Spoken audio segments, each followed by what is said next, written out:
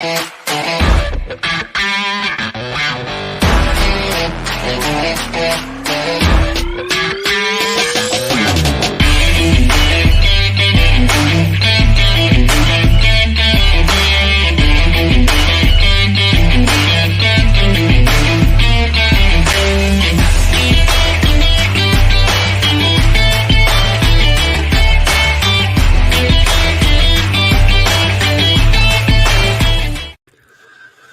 is up, everybody, man? Thank you guys tuning in to another episode of Coffee and Coaching, and got my good friend, Mr. Mike Fowler on. What's up, Mike? How are you?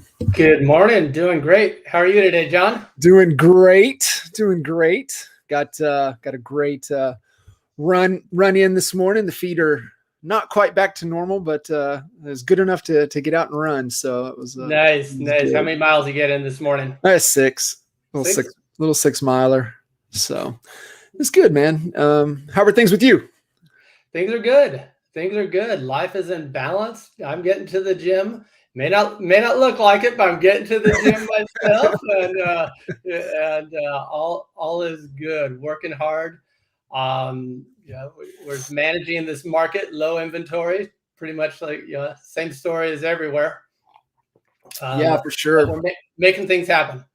Man, give everybody kind of tuning in a little background. And I'm really excited to dive into today's conversation because we were pinging and ponging over the last couple of days, just kind of topics and ideas that we wanted to dive into, and really valuable ahas, distinctions, breakthroughs, and especially what you're going through, in a transitional state of your business. And so it's pretty cool, getting kind of clear on the vision and then, laying out the strategy. And so for agents that, may be in a position of, man, I need to move, right? I need to move markets, but hey, I've been here for so long. I really know today's conversation is going to be valuable for anybody that may be kind of contemplating that or in that situation. Because I'm really excited for the plan and excited for you. But share, give everybody a little context, a little background, and kind of where what market you're in, where you're at.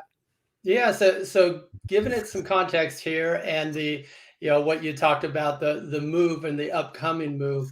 I'm in market just outside of Sacramento, California, in a town of El Dorado Hills, and so I've been in the Sacramento region for 25 years, roughly 25 years. So I'm entrenched in this. Yeah. The roots are never deep enough, right? 25 years. Like don't ever think that, well, I've been here for a few years or I've been here for 10 years, 25 years in a market.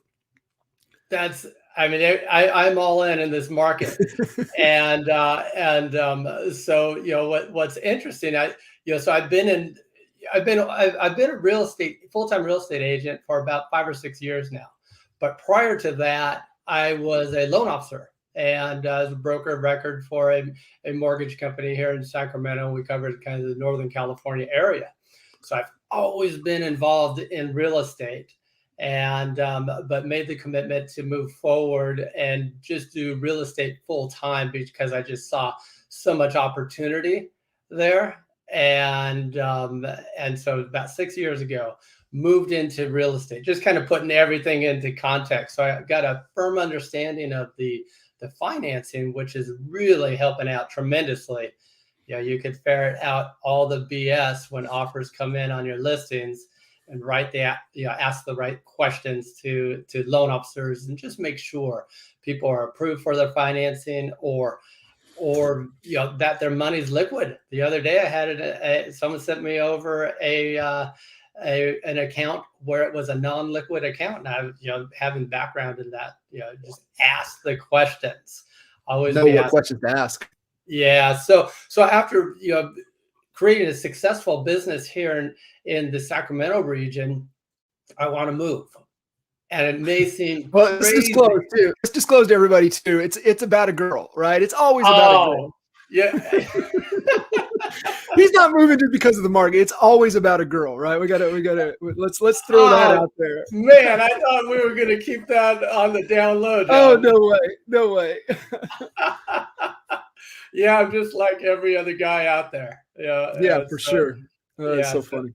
so I yeah, so yeah, so I'm a single dad and soon to be not single. So I'm engaged now to a wonderful woman. The interesting thing is that this woman lives 110 miles away from me Yeah. Yeah. in a totally different market. Yeah. And so, so it's definitely worth I've got to just completely start over. It's starting at square one, moving into a market where I know nobody but one person. Yeah. And and so that's where I wanted to be very, very strategic about it. And how do you create a new market? How do you get into a new market where the questions I was asking myself? And how can I do that? Because I wanted to, I'm getting married next year. So next fall we'll be married. Potentially we'll be down, hopefully be down there before then. Hopefully in the next 6 months. And so, but at any rate, I was asking myself, how can I manage both areas? How can I be here in the Sacramento region and then get over into it's the East Bay, San Francisco East Bay area? And so that's what you and I started strategizing on, and how can we make that happen? And so, I think we just had to create a very strategic plan as we move forward, and be very thought provoked and make sure we're doing the right thing in the right order in order to get the desired result. And so, the desired result for me is number one, I want to close some business. Number two, I want to brand myself and start becoming the expert in that area. And it's a tough market. And so a couple things that so what we like, what I laid out was, what's the easiest way to do it? How can I get in front of people? And so what I felt was the path of least resistance was working with buyers. And Because so we were successful in generating opportunities, right? We proved that we could generate opportunities. We were getting opportunities at a pretty low cost with a tremendous amount of upside for those opportunities. So that was our initial attack into the new market, right? Was hey, let's we know we can generate buyer opportunities. Let's generate those opportunities. But what did we uncover? we uncovered a lot. Where do we start? There was a lot going on with mindset, and we uncovered a new, fresh, new mindset. And so I'll go down that path. But we also discovered how to generate buyer leads, and I'll certainly share that because anyone in the country can do this.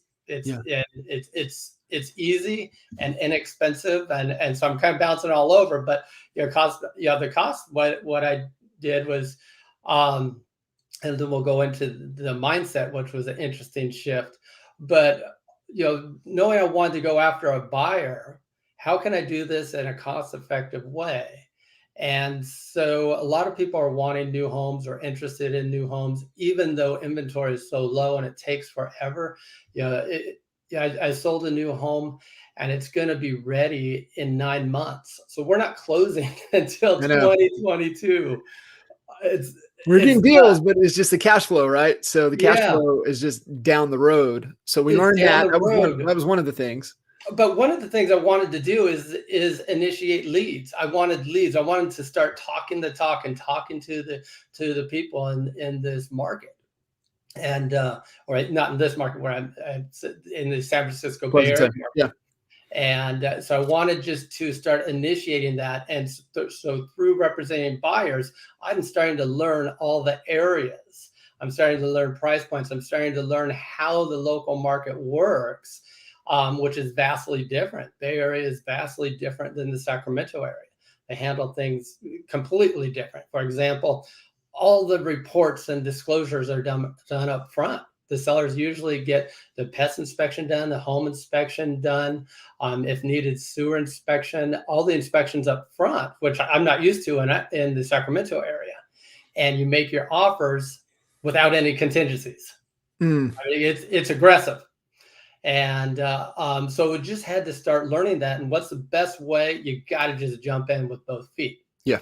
And so we created I created a platform. I went forward with, there's a newhomeresource.com. So it's a website that you could create an account, and so you could share a link with people where it's branded to you of all the new homes. And this is a countrywide, nationwide link. And so I simply created a landing page on the EXP agent through KV Core, a free landing page that said, best, biggest, most homes available, most new homes available in the East Bay. Gave it a URL on trivalleynewhome.com. And then we pushed that out to Facebook, as a search for new homes here. We had some verbiage on there. And lo and behold, I was getting about 25 to 50 new buyers a week. And it was working. Oh, baby. Sure. It was working. Now, when I say buyers, you got to think, the Bay Area at price point. The median price point in this area is $1.6 million.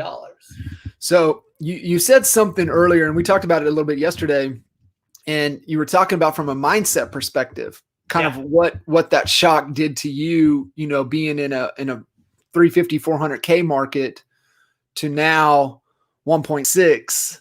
Like, unpack that, because that can be a little daunting, a little overwhelming for people. Like, am I, in deep water here? Am I way in over my head? But yeah, I mean, you said it was a mindset shift for you. Oh, I felt I was over my head. No. Yeah. I was swimming in deep water there, and I was just like, crap, but I got to make it work, because I've got my goals. And so I just, I set my goal. It's like, it's going to work. But yes, it was daunting, because my mindset is anything above 500,000 or 600,000 is like, whoa, that's a big deal, because my average price point at that time was $375,000. That's my average price. And now I'm going 4 or 5 times that. Yeah. And so in the Sacramento market, now the market has moved up, and the average price is about 500 now, but still significantly below the Bay Area. So in the Sacramento market, if we had $1 million deal, that was like, oh my gosh, that's just like, it's everything. And you just kind of, just like, that is the one, the cream of the crop. You got to get at. Shit, man. I know where we come from. I mean, $1 million, you could buy a city block. So like, I mean, I get it. I know how that, that there's nothing true about it, but it just changes. You feel it should be different. Right. Yeah. And so what changed is, as I jumped in and I started talking with these people, and we're talking about budget and what their goals are, and identifying their wants and needs, and how much money they have down payment, or if they're paying cash. And I got used to talking to people about $1 million homes, $2 million homes, and it just became part of my normal language and dialogue. And so then, what was interesting, so I start talking, and I'm talking the talk. Every house I'm looking at is at least 1.2, 1.3 million. And the crazy thing is when we started this, we're having so many multiple offers, listed price at 1.2, 1.3. The actual settlement price will be about 1.6, 1.7. So we're going $300,000 to $400,000 over. And so coaching a client on that, number one, and we're going over the list price by what my sales price used to be. We're $300,000 over list price. And so what that did to my mindset was, this is normal. All of a sudden, $1 million deal is a small one for me, because I've just been entrenched in the mindset has changed and shifted. So there was a shift from me thinking a $500,000 deal was a good deal. $1 million deal is kind of out of reach. Hate to say it, but it's like, the big boys get those. And then there's this shift, and all of a sudden $1 million is like, I don't know if that's going to work. Yeah. And so what really came, was driven home. I got a lead in Sacramento as a $900,000 lead to sell a guy's house, and beautiful home. But all of a sudden it was just like, really? Do I want to work on that? Isn't that crazy? It's crazy, John. Yeah.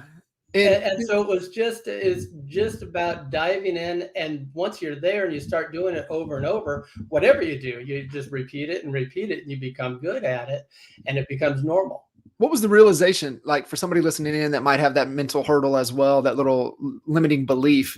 What was it that really helped you just jump right through that limiting belief? Well, it made me realize, that's a great question. It made me realize that I put a cap on myself, and there shouldn't be any cap. And if you're thinking small, and sometimes you don't know that you're thinking small, because this is just your mindset and the way of thinking.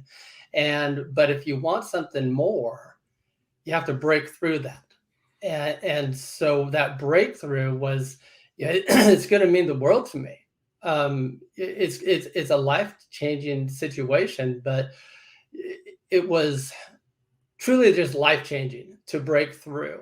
Was it a belief in your skill set that, you knew, you're a true expert in what you do. You have the background on the financial side, really, where, understanding the money flow, the money game, and, people that, maybe in that price point, maybe a little bit higher, maybe a little more affluent, now you're able to have a real money conversation. Was it the belief in your skill set and understanding that this is just another human being that, is no different than somebody looking for a $300,000 house, a $200,000 house, $100,000 house. It's all the same. It's principles. They're still trying to accomplish a goal, and you have that skill set to really articulate your value. My skill set was there, and I just didn't apply it. I wasn't applying it to the right market if I wanted to reach my financial goals. Yeah. And so 100% right. They're the same people with a couple little twists. Sacramento, we've got, we're a service-oriented community. Some people will say blue collar, and middle class, but that's middle class everywhere is different. But people are still the same. People are people. People want to be heard. They want to be respected, and they want great service. Feel valued. And so the big thing is simply listening to people and asking the right questions. And the right questions are the same for a $400,000 buyer as it is a $2 million buyer. There's not much difference. The only difference, you got a little bit of ego down there, because you've got people, first-time home buyers buying $1.5 million. Yeah.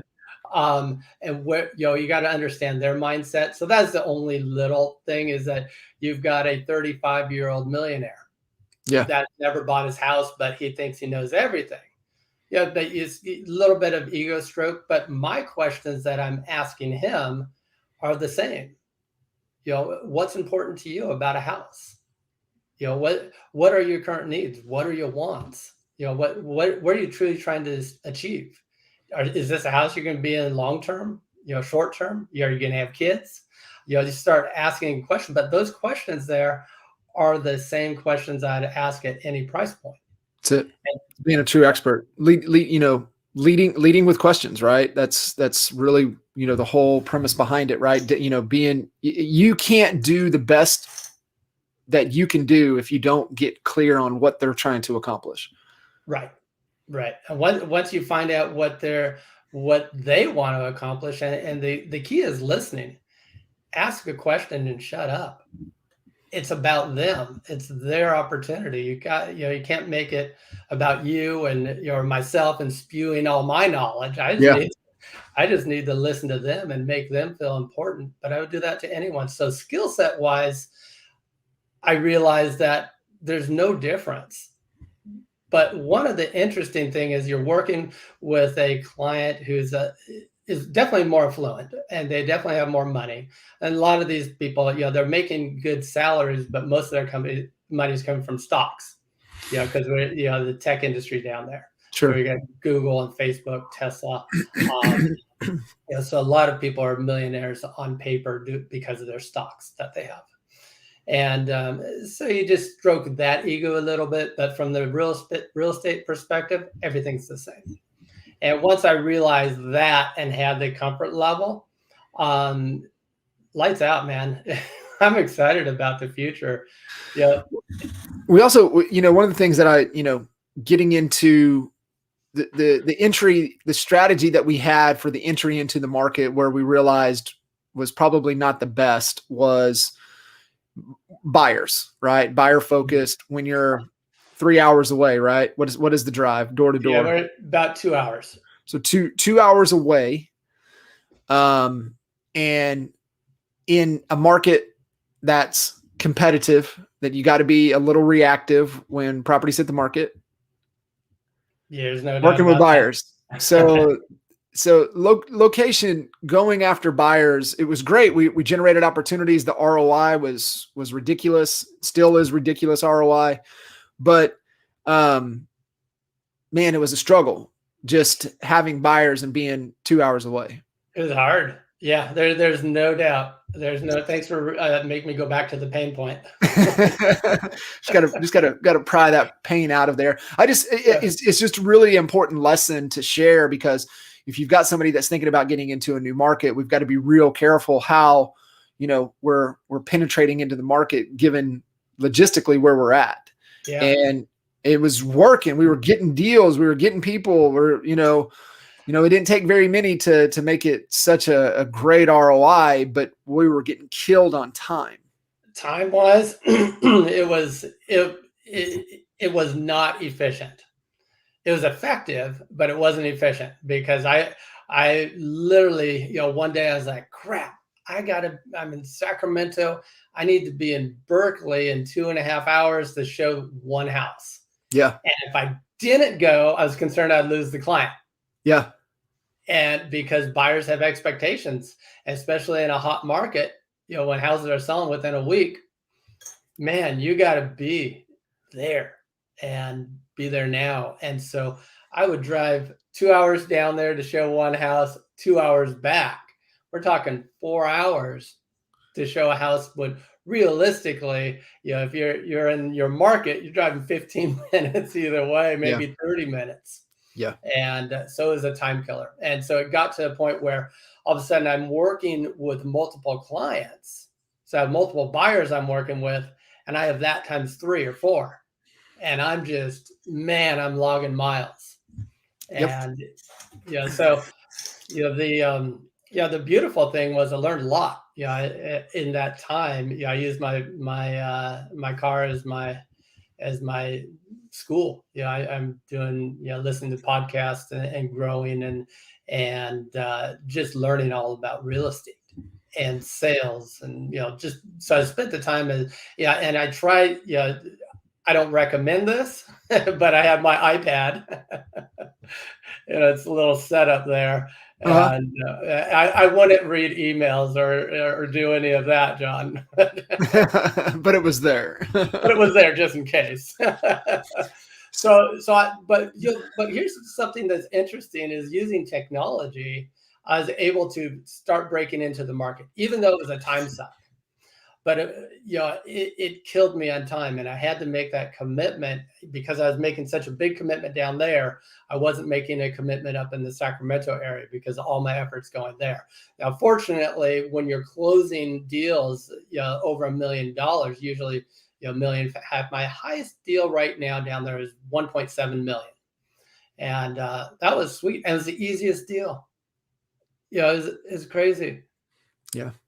They came in on a new home lead, and they ended up buying a resale for cash. Yeah. Nuts. Yeah, and I think that's what we uncovered too. Working the new construction angle, that funnel really, really works. Even if you're like, well, we don't have new construction, yeah, but people are looking for new construction. So I don't want to say it's a bait and switch, but it generates an opportunity, and it really good, contact. And then most of the time, like you said, they flip over, and slam dunk when can flip somebody over for cash for 1.7. Sure makes for a great day. Those drives all made sense on that closing day. Yeah, Like, yeah. You're like, it was all worth it. It was all worth it.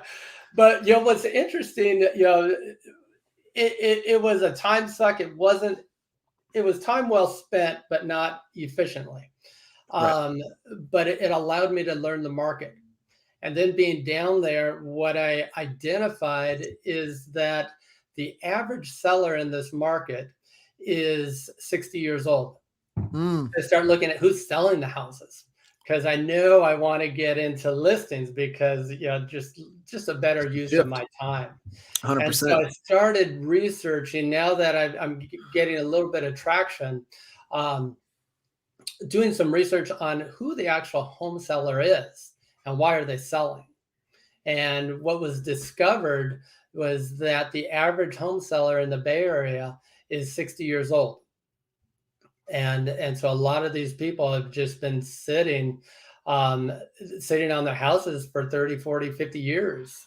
And, they bought the house for $60,000 to $100,000, and now it's worth 1.6. And so I started identifying, okay, these 60-year-olds, why are they selling? Not all of them have their house owned outright. Some of them are, all their wealth is tied up in this, in the property. And so I started looking at baby boomers. So so one thing leads to another. First it was the buyers, then understanding why the sellers are selling and who they are, and all of a sudden that is forming my next target market of baby boomers, or people looking to downsize. It's a great lesson. And, everybody listening to this, it's identifying where the opportunity is in the market. There's always an opportunity in any market conditions. There is an opportunity, and you have to be always looking and always seeking for that. So what Mike just gave everybody the keys to is always be looking for it, and then really start to identify it. And I know where we're about to go with this conversation, and this is, I was looking forward to have you share and unpack all of this, because once you really identify that target market, then now it's just 100% discovery mode, needs, wants analysis, what they're trying to accomplish. So just I wanted to emphasize that, because it's really, really key. And it's really identifying the right niche. And I had Nolly Williams on Expert Mentors a couple of weeks ago, and that was the whole conversation, right? Which is niches to riches. And that's what he always talks about, is like, he has three key buckets. He said, but if you're going into a new market, you got to go the niche route, and you got to identify the niche, you got to identify the opportunity. And so, I mean, you discovered this all on your own, right? Trying to go down this and where the opportunity, and really honing in on this particular niche. Yeah. I think it's constantly asking yourself, the whys, why, for me is, why is this person selling? Who is this person? And, identifying that. And from that, you're going to uncover your niches. So I think any market will have its niches. But, focusing on this one, my niche, before we go, down another path here. I don't want to get lost here on this, but identifying that a big segment of the population is baby boomers, and people roughly 60 up, 60 to 75 roughly. I think the youngest baby boomer right now is 57. And so what are the needs of these people? And so a lot of times these people are their kids have moved out of the house, and now their house, they're sitting on a 3,000 square foot house, which is a big house in the Bay Area. They're sitting on this house, and it no longer fits their needs. Mm. And so, I started going down all right, these guys need to downsize, because that's the key word, is downsize. And I just didn't feel comfortable with that. I don't like the word downsize. And so, some of my analysis was saying, hey, sometimes these baby boomers are moving to a bigger house because their adult children are moving back home. Mm. How can we call that downsize? Right. And so what I started calling is right sizing. So we're going to right size. I'm going to help someone right size, get a home that better suits their needs. And so that's just me personally. I just think that downsizing has a negative connotation. And but someone who's worked their whole life to get to this point of retirement, and then you're going to downsize. I just think it's a negative. No, I love it. I mean, it's just carving out, creating your own niche, essentially, right? Creating Yeah. your own category. And that's really where, doing that, that's where it's really powerful. And Yeah. so, we talk about it all the time, right? Get that right side, help your target market right size their next move. Yeah. And sometimes it'll be a smaller house. Sometimes it'll be a bigger house. Sometimes it's two properties, or a house with a guest house, whatever it is, but it's going to be right for that client. Not necessarily a downsize. It's going to be a right size. And so, that's my niche, is, helping people to right size. And, if, anyone's looking at this, market, it's a good opportunity because, number one, you could help the person sell their home and unleash some equity. So, here's an example of Mike, you share the example, but also would love for, because I know you know the statistics. If you could share some statistics on this so people understand, hey, how big or how small, like what does the opportunity really need to look like for me to focus on that as a niche? And, I know you did the math, so the statistics are there. I love the example and the statistics. I think that would help everybody as well. Okay. So first, the example of just someone, I was just going to tell a story of someone, of how where they are in their life, and how selling their house and buying a new house is a challenge. Their current house is a challenge, and buying a new house is a challenge. So they're experiencing a tremendous amount of stress because their house is not, they have a 2-story house. They're in their mid-70s. And the husband, he just does not get around like he used to. He's having a hard time with the stairs. And this is a real problem. And so what they want to do is sell their house, but they were state workers. They don't have this large income. It's fixed income. And they don't have a tremendous amount of equity. They're about 50. They have about 800,000 of equity. So I don't want to, poo-poo that. That's a lot of money. But if you're going to go buy $1 million house or more, it's going to be difficult, especially on fixed income. So the game plan with them is that we are going to sell their house for about $1.3 million, and it's going to unleash about 800,000 equity after they pay off their mortgages that they have. And what we're going to do next is we're going to buy a house with a reverse mortgage. And so the beauty of that is because they were looking at, okay, can I buy a $600,000 or $700,000 house? And in this area, it's kind of a marginal neighborhood for that. It was like, how can we get them into a better neighborhood, but they can't afford it?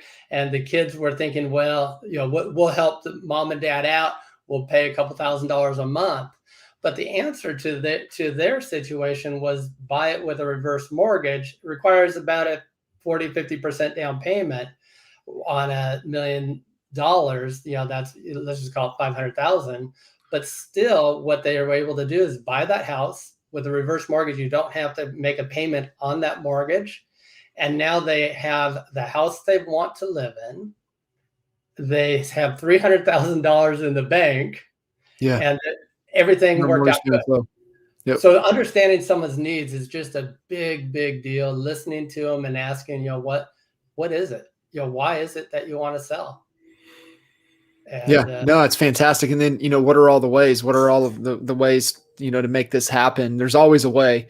yeah, So what are, you say the reverse mortgage for somebody that's like, hey, Mike, what is that? Like, what's the pros and cons? Can you share that for everybody? okay, yeah. So reverse mortgage is insured by FHA, and so FHA actually calls it a HECM loan, HECM. So it's a home equity conversion mortgage.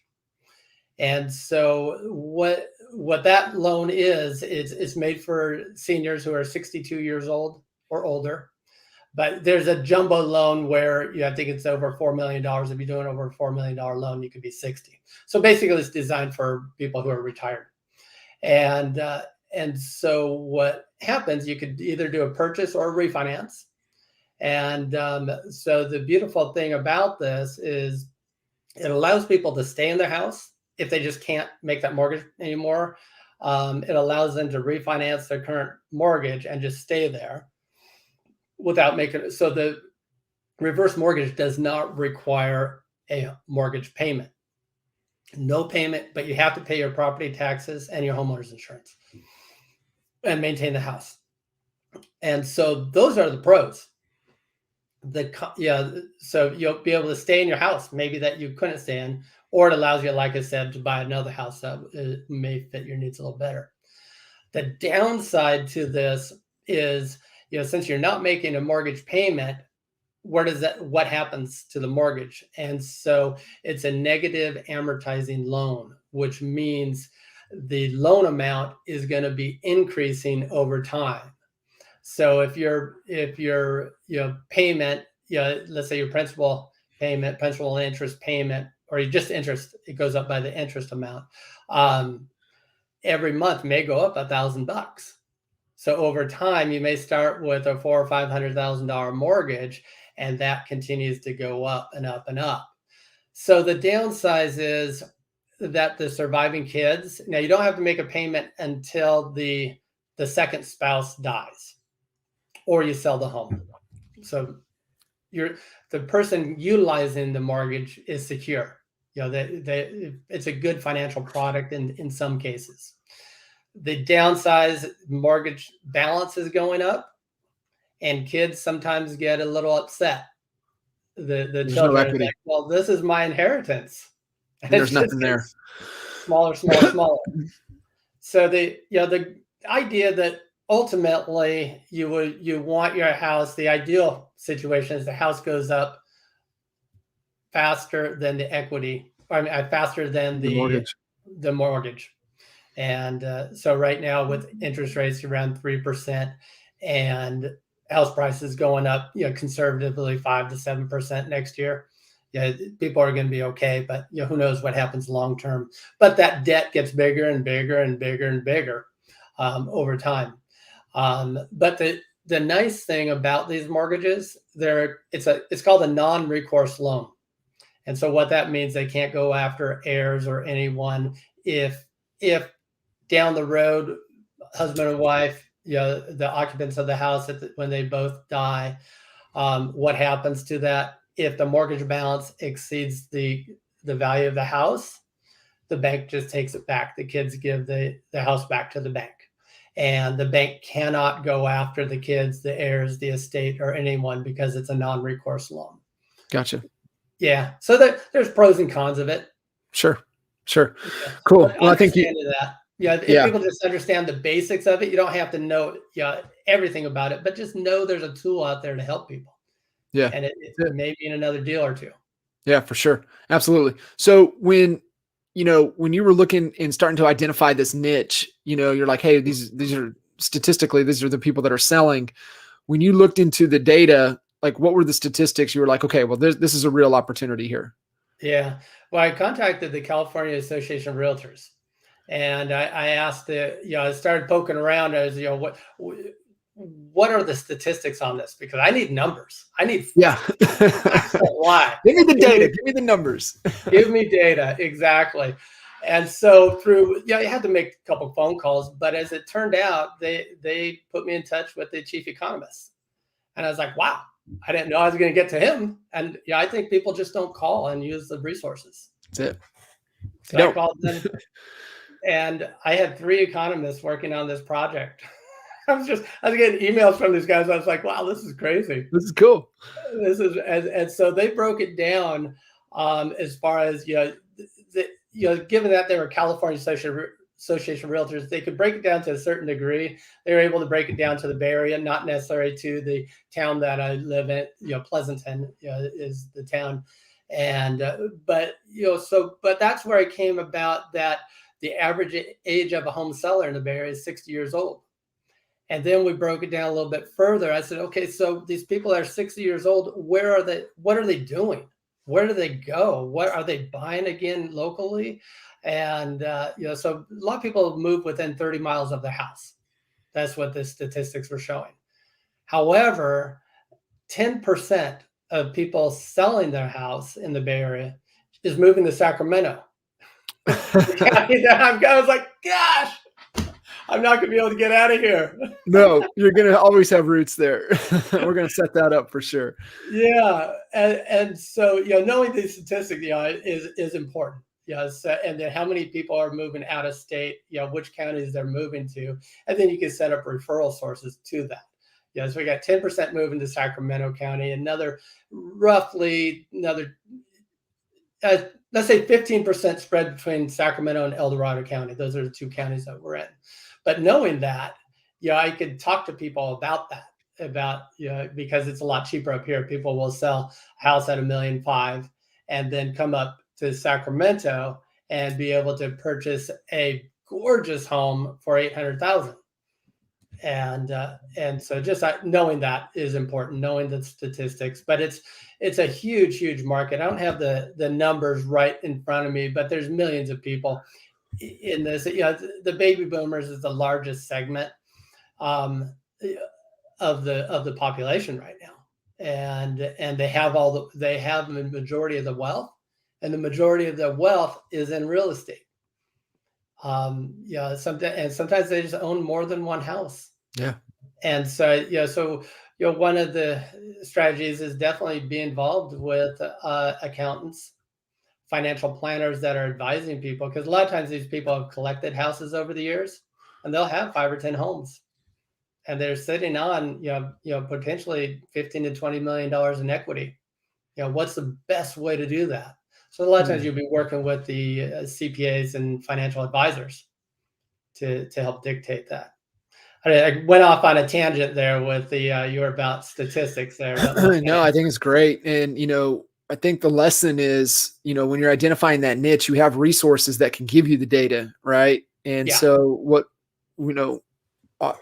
when we're in small towns, usually smaller towns, bigger towns, you can plug in to as well. We did it in Frisco. We plugged in, but when in Lawton, who we really plugged in, we identified where the Economic Development Committee was, and they were housed inside of the chamber. And so we really became active within the Chamber of Commerce.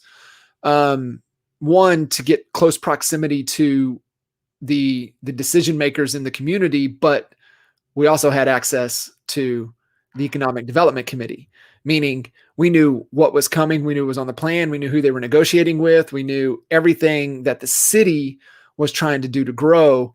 And so we really positioned ourselves aligning with them and then trying to add as much value back to them as possible through what we're seeing through real estate, market statistics, market data, just keeping them in tuned to, what we're hearing, what we're seeing, kind of the connector.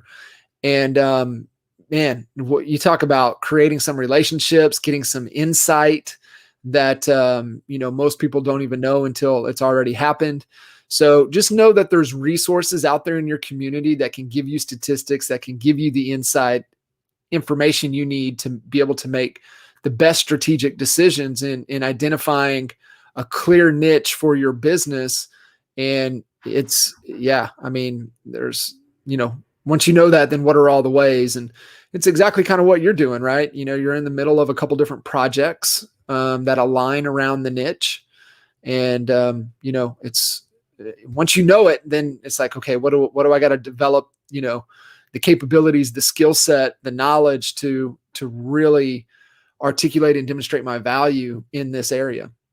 Yeah, and then you have to learn. Having the knowledge is one thing, but you need to share it with the people, and you need to learn how to connect with them. So I think that was brilliant for you to connect with the Chamber of Commerce.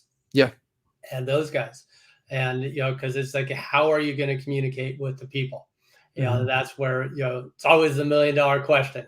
Yeah. How do we how do we get that lead on the phone? Yep.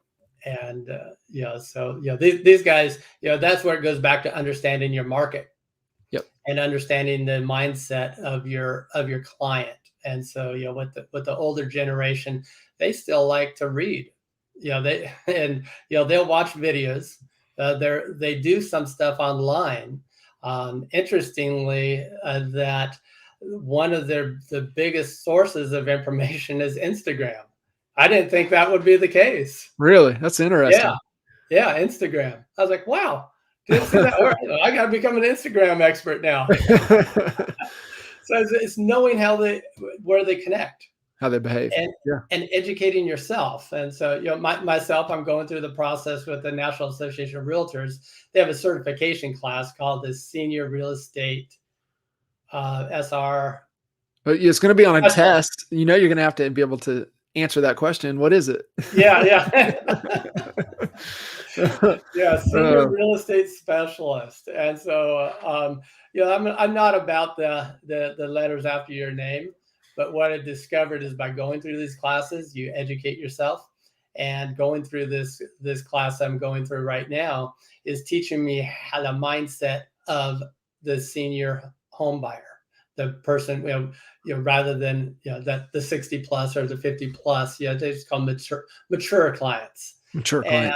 And understanding how they want to communicate, and where what type of device they work on, and is it a tablet, is it a phone, and understanding that, you'll know how to create your ads to get out to them. And so that's a big thing, is just understanding statistics, understanding opportunities, and then understanding how to communicate with them. And a lot of times it's work. That's what people don't want to hear, though. Yeah, it does take work. Right. It's not easy, but it is the right things. It is the right things to be able to really, grow your business, identify into a new market, really establish that niche, and do all the things that we need to do to have the success and be able to grow. So it's exciting. Yeah. I'm excited about this, about the new market and the new shift. It is a challenge. There's no doubt, but it'll be rewarding. For sure. Yeah. Well, Mike, I really appreciate you taking time out of your morning and jumping on with us and just kind of sharing, kind of what's going on with you, right? Kind of the mindset shift and transitioning into a new market. I think there's a lot of people that would like to do that. They just are afraid, and they have those limiting beliefs that how hard it's going to be, and to be able to do that. Yeah, it's not going to be easy, but it'll be worthwhile. It'll be worthwhile, especially when you're closing $1.7 million deals. Yeah, baby. Awesome. Well, appreciate you. You guys make sure to connect with Mike. Give Mike lots of love. And if you have any questions, just reach out to him. Connect with him on social, Facebook. Mike, what's the best way to get a hold of you? I tell you what, the best way is actually text me. And so my cell phone is 916-519-8422. Text is much better than email. Email might get lost. Cool. Thank you, guys. Thank you, Mike.